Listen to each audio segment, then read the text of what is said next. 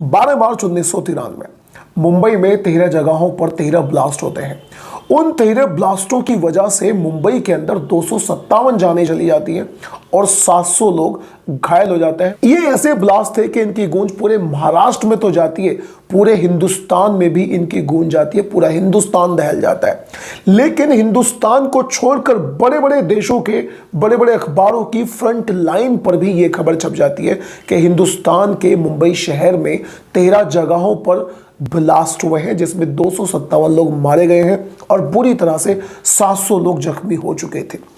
जब हिंदुस्तान की सरकार और हिंदुस्तान की पुलिस इसकी छानबीन करती है, इन ब्लास्टों की छानबीन करती है, तो सबसे ऊपर और सबसे फ्रंट में एक नाम आता है और वो नाम था दाऊद इब्राहिम का। और तब से लेकर आज तक दाऊद इब्राहिम हिंदुस्तान के लिए मोस्ट वांटेड क्रिमिनल्स की कैटेगरी में सबसे ऊपर वाली कैटेगरी में आता है। अब आखिर दाऊद इब्राहिम कौन था, कहां से उसने शुरू किया और कैसे दाऊद इब्राहिम इतना खूंखार बन गया कि अपने ही देश के 257 लोगों की जान उसने ले ली। तो hello and welcome back, my name is Neeraj Sharma. इसकी पूरी डिटेल्स मैं आपके साथ शेयर करता हूं। तो दोस्तों 26 दिसंबर 1955 महाराष्ट्र की एक जगह जिसका नाम है रत्नागिरी, वहां पर इब्राहिम कासकर नाम के एक व्यक्ति के घर में दाऊद इब्राहिम का जन्म होता है। उसके बाद में इब्राहिम कासकर मुंबई पुलिस में एक हेड कांस्टेबल की नौकरी पर लग जाते हैं और मुंबई का एक इलाका जिसका नाम है डोंगरी, जो अपने आप में उस टाइम पर बहुत ज्यादा बदनाम इलाका था, वहां पर इब्राहिम कासकर अपने 12 बच्चों को लेकर आ जाते हैं। यानी उनके 8 लड़के और 4 लड़कियां थी। अब मुंबई जैसे बड़े शहर में एक नॉर्मल से हेड कांस्टेबल की सैलरी से 12 बच्चों को पालना ही अपने आप में एक बहुत बड़ी बात थी। उनकी एजुकेशन के बारे में तो आप पूरी तरह से भूल जाइए। इसी वजह से जब दाऊद इब्राहिम 7वीं क्लास में आता है तो उसके नाम को स्कूल से काट दिया जाता है, यानी उसके पिताजी उसके नाम को कटवा लेते हैं। स्कूल से जैसे उसका नाम कटता है तो वो अपनी उम्र के कई सारे लड़कों को इकट्ठा करके एक ग्रुप बनाता है। इस ग्रुप को यानी इस गिरोह को बनाने के बाद में वो शुरुआत करता है छोटी मोटी चोरी चकारी की। छोटी मोटी लूटपाट किया करते थे, चैन छीन लिया करते थे, छोटे मोटे काम करना वो शुरू कर देता है। लेकिन जैसे जैसे उसकी उम्र बढ़ती जाती है वैसे वैसे उसका कद भी बढ़ता जाता है, प्लस उसकी इच्छाएं भी बढ़ती चली जाती हैं और धीरे धीरे मुंबई के डोंगरी के अंदर उसका आतंक की दुनिया में एक बहुत ज़्यादा कद बढ़ चुका था, उसका नाम बन चुका था। मुंबई में वो एक ऐसा समय था जब मुंबई के अंदर बहुत सारे और भी ड्रग माफिया हुआ करते थे, बड़े बड़े गैंगस्टर्स हुआ करते थे और आतंक के नाम पर, वसूली के नाम पर, किडनैपिंग के नाम पर बहुत सारे ग्रुप थे जो इस अंदाज के काम किया करते थे। उन्हीं ग्रुप्स में से एक सबसे बड़ा ग्रुप था जिसका नाम था हाजी मस्तान। अब जैसे जैसे दाऊद इब्राहिम के बारे में हाजी मस्तान को पता चलता है तो इन दोनों की मुलाकात भी हो जाती है और अब दाऊद इब्राहिम हाजी मस्तान के लिए काम करना शुरू कर देता है। लेकिन वहीं पर उसी समय पर एक गैंग और भी था जो मुंबई के अंदर बहुत बड़े स्तर पे काम किया करता था और उसका नाम था पठान गैंग। जैसे ही पठान गैंग को दाऊद इब्राहिम के गैंग के बारे में पता चलता है तो वो दाऊद इब्राहिम के गैंग से जैसे तैसे जलन करना शुरू कर देता है। पठान गैंग को किसी भी अंदाज में दाऊद इब्राहिम का गैंग पसंद नहीं आता और देखते ही देखते इन दोनों में जंग छिड़ जाती है। उधर हाजी मस्तान से मिलने के कुछ ही दिनों के बाद में, यानी उसके साथ काम करने के कुछ ही दिनों के बाद में, दाऊद इब्राहिम हाजी मस्तान से भी अलग होना चाहता था। अब इन तीनों गैंग्स में एक अंदाज में गैंग वॉर छिड़ जाती है। गैंग वॉर के छिड़ने के बाद हाजी मस्तान को रियलाइज हो चुका था कि इस अंदाज में अगर गैंग वॉर होगी, जिसका भी मौका लगेगा वो दूसरे गैंग के लोगों को मार देगा। अगली बार मौका लगेगा तो वो वाला गैंग का व्यक्ति किसी दूसरे गैंग को मार देगा। इससे केवल और केवल नुकसान होगा हाजी मस्तान, पठान गैंग और फिर दाऊद इब्राहिम के गैंग को। इसी वजह से हाजी मस्तान एक मीटिंग करता है सुलह करने के लिए और तीनों गैंग्स इकट्ठा होते हैं। अब 1980 के जुलाई में मुंबई के वार्डन रोड पर हाजी मस्तान का एक बहुत बड़ा बंगला था। उसी बंगले में पठान गैंग को बुलाया जाता है, दाऊद इब्राहिम के गैंग को बुलाया जाता है और हाजी मस्तान के गैंग को भी वहां पर बुलाया जाता है। पठान गैंग से एक व्यक्ति आगे आता है जिसका नाम था अमीर जादा और दाऊद इब्राहिम के गैंग से एक व्यक्ति आगे आता है जिसका नाम था साबिर इब्राहिम। यहां पर आप साबिर इब्राहिम के इस नाम को याद रखिएगा, जो दाऊद इब्राहिम का बड़ा भाई था। अब उधर हाजी मस्तान भी था। ये तीनों लोग आपस में बैठकर सुलह करते हैं कि हम आपस में नहीं लड़ेंगे और एक दूसरे के गैंग को कोई भी गैंग नुकसान नहीं पहुंचाएगा। और कुरान पर बाकायदा कुरान पर हाथ रखकर इस अंदाज की शपथ ली जाती है। लेकिन फिर दाऊद इब्राहिम की जिंदगी में यहां पर एक ऐसा मौका आता है। अभी तक दाऊद इब्राहिम चोरी चकारी, लूटपाट, ड्रग माफिया, किडनैपिंग, वसूली, इन सारे कामों को क्या करता था। एक आधा मर्डर भी शायद उसने कर दिया होगा। लेकिन इस सुलह के बाद में दाऊद इब्राहिम की जिंदगी में कुछ ऐसी इवेंट होती है, एक ऐसी घटना घटती है जिसके बाद में वो बहुत ज्यादा खूंखार बन चुका था। असल में ये लोग आपस में ना लड़ने की शपथ तो ले लेते हैं, लेकिन यहां पर जो पठान गैंग था वो दाऊद इब्राहिम के गैंग से पूरी तरह से छिड़ा करता था। अब दाऊद इब्राहिम के गैंग में साबिर इब्राहिम, जो दाऊद का बड़ा भाई था, वो मेन आदमी था।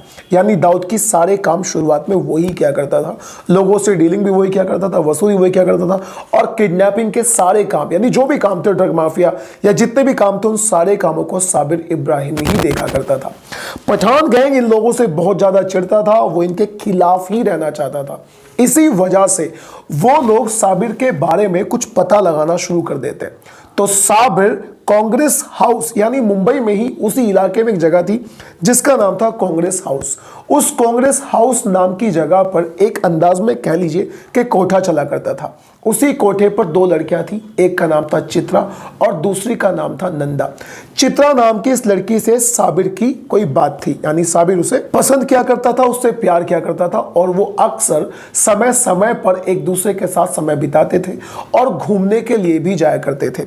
उधर पठान गैंग में से अमीर जादा नाम का एक व्यक्ति, जो पठान गैंग का ही मेन मालिक था, अमीर जादा उसका नाम था, वो नंदा नाम की उस लड़की के नजदीक जाता है और उससे कंफर्म करने की कोशिश करता है साबिर इब्राहिम के बारे में कि वो चित्रा से कहां कहां मिलता है, कैसे कैसे मिलता है और कब कब वो मिलने जाता है। अब दोस्तों, नंदा चित्रा को बता देती है, चित्रा साबिर को बता देती है, लेकिन साबिर के दिमाग में कहीं ना कहीं बात ये चल रही थी कि अभी तो हम लोगों की सुलह हुई है तो किसी भी अंदाज में कुछ भी गलत नहीं होगा। लेकिन जो अमीर ज्यादा था उसके दिमाग में कोई और ही प्लानिंग चल रही थी। वो नंदा से सारी बातें पूछ लेता है। फिर 11 फरवरी 1981 को जब साबिर चित्रा के साथ घूमने के लिए मुंबई की सड़कों पर निकला था तो वो लोग उसे घेर कर उसके अंदर 9 गोलियां दागकर उसकी हत्या कर डालते हैं। यानी वो एक प्लानिंग करते हैं और उस प्लानिंग के तहत साबिर का घेरते हैं, साबिर का घेराव करते हैं और फिर उसके ऊपर ताबड़तोड़ गोलियां चला देते हैं, उसे गाड़ी में से बाहर निकालकर, क्योंकि उसके साथ गाड़ी में चित्रा नाम की उसकी वो लवर भी थी। लेकिन उसके बाद में जो दाऊद का रूप था वो अपने अंदाज में बहुत ज्यादा खतरनाक हो चुका था। अब दाऊद इब्राहिम ने पूरी तरह से सेट कर लिया था, अपना मन बना लिया था कि मुझे अपने भाई की मौत का बदला लेना है। और फिर 2-3 सालों के अंदर अंदर वो उन लोगों को, यानी अमीर जादे को घेर कर मार देता है। जितने भी लोग उसके हमले में शामिल थे उन सभी लोगों को मार देता है, यहां तक कि पठान गैंग को पूरी तरह से खत्म कर देता है। और इसके बाद ही दाऊद इब्राहिम दुबई में शिफ्ट हो जाता है। उसका काम इतने बड़े लेवल पे बढ़ चुका था कि अब दाऊद इब्राहिम ने हिंदुस्तान में, दुबई में रहकर हिंदुस्तान में डी कंपनी नाम का एक ग्रुप बनाया और उसे चलाना शुरू कर दिया। यानी दाऊद इब्राहिम का इस समय पर इतना बड़ा कद बढ़ चुका था कि बॉलीवुड से लेकर क्रिकेट के लोग भी उससे कांपा करते थे। कौन से स्टार को कौन सी फिल्म में कौन सी हीरोइन के साथ में काम करना है, कई बार इसका डिसीजन भी केवल और केवल दाऊद इब्राहिम ही लिया करता था। फिल्म बनकर तैयार हो जाया करती थी, लेकिन वो कब रिलीज होनी है, कैसे रिलीज होनी है, कितने रुपए में दाऊद इब्राहिम के पास जाने है, ये सारा डिसीजन भी कई बार दाऊद इब्राहिम ही किया करता था। लेकिन फिर 6 दिसंबर 1992 को अयोध्या में बाबरी मस्जिद को हिंदुओं के एक ग्रुप ने गिरा दिया। उस मस्जिद को तोड़ दिया गया था। अब उस मस्जिद के टूटने के बाद में पूरे हिंदुस्तान में दंगे चालू हो गए। हिंदू मुस्लिम आपस में एक दूसरे की जान के दुश्मन बन चुके थे। जिसका जैसे मौका लगा करता था वो एक दूसरे को मार दिया करता था। धर्म के नाम पर हिंदुस्तान पूरी तरह से बौखला उठा था। अब पाकिस्तान के पास जैसे ये खबर जाती है तो पाकिस्तान की खुफिया एजेंसी ISI इसका बदला लेना चाहती थी। यानी बाबरी मस्जिद के टूटने का वो हिंदुस्तान में बदला लेना चाहती थी। इसी वजह से पाकिस्तान की ISI ने कांटेक्ट करा दाऊद इब्राहिम से। उस समय पर दाऊद इब्राहिम दुबई के अंदर बैठा हुआ था। 2 लोगों से कांटेक्ट किया जाता है। एक था दाऊद इब्राहिम और दूसरा था टाइगर मेनन। टाइगर मेनन उस टाइम पर मुंबई में रहा करता था और वो दाऊद इब्राहिम के लिए ही काम किया करता था। पाकिस्तान की आईएसआई हिंदुस्तान से बदला तो लेना चाहती थी, लेकिन वो किसी भी अंदाज में ये नहीं चाहती थी कि हमारा कनेक्शन, यानी हिंदुस्तान को ये पता चले कि इन हमलों में पाकिस्तान का किसी भी अंदाज में कोई भी कनेक्शन है। इसी वजह से वो दाऊद इब्राहिम से कांटेक्ट करते हैं। दाऊद इब्राहिम इस हमले की पूरी जिम्मेदारी देता है टाइगर मेनन को। अब टाइगर मेनन हिंदुस्तान में ही 3-4 लोगों को तैयार करता है और उन 3-4 लोगों को हवाई जहाज से पाकिस्तान में भेजा जाता है। बाकायदा वो लोग वहां पर ट्रेनिंग लेके आते हैं। उनको गोलीबारी से लेकर आरडीएक्स बिछाने तक की ट्रेनिंग दी जाती है और उसके बाद में शपथ दिलाई जाती है कि तुम्हें इस काम को अंजाम देना ही देना है। उन लोगों के माइंड को पूरी तरह से ब्रेन वॉश करने के लिए वो लोग उन्हें अलग अलग अंदाज की वीडियोस दिखाते हैं। वो यानी पाकिस्तान के लोग उन तीनों लोगों को वीडियोस दिखाते हैं कि किस अंदाज में हिंदुस्तान में मुसलमानी औरतों को बहुत अंदाज में टॉर्चर किया जा रहा था। जब पाकिस्तान के लोगों को यानी हमला कराने वाले लोगों को पूरी तरह से विश्वास हो गया कि अब ये पूरी तरह से ब्रेन वॉश्ड हो चुके हैं, अब इनके मन में खुखार बन चुके हैं और इनके मन में पूरा ये भूत सवार हो चुका है कि इन्हें हिंदुस्तान पर हमला करके बाबरी मस्जिद के टूटने का बदला लेना है, तब वो लोग उन्हें हिंदुस्तान में वापस भेज देते हैं। उन तीनों के मन में जिहाद को ठूस ठूस कर भर दिया गया था। यहां तक कि बहुत सारे लोगों का यह भी मानना है कि 1993 में जितने भी विस्फोटक सामग्री थी वो महाराष्ट्र के रायगढ़ से मुंबई तक जो लाई गई थी वो भी दाऊद इब्राहिम के ही गुर्गों के द्वारा लाई गई थी, यानी उसमें भी उसी का हाथ था। फिर 1993 में 1993 में बॉम्ब ब्लास्ट होते हैं मुंबई के 13 जगहों पर। 13 जगहों पर बॉम्ब ब्लास्ट होने के बाद में 257 लोगों की उसमें जान चली जाती है और 700 लोग बुरी तरह से जख्मी हो जाते हैं और उसका पूरा का पूरा जो ब्लेम जाता है वो जाता है दाऊद इब्राहिम के ऊपर। उस समय पर दाऊद इब्राहिम दुबई में रहा करता था। टाइगर मेनन का नाम आगे आता है। टाइगर मेनन को पकड़ने के लिए जैसे ही हिंदुस्तान के पुलिस वाले यानी मुंबई के पुलिस वाले उसके पास जाते हैं तो केवल और केवल 2 चीज मिलती हैं, उसका एक स्कूटर और उसकी एक कार, क्योंकि हमले से 2 दिन पहले वो भी वहां से भाग चुका था।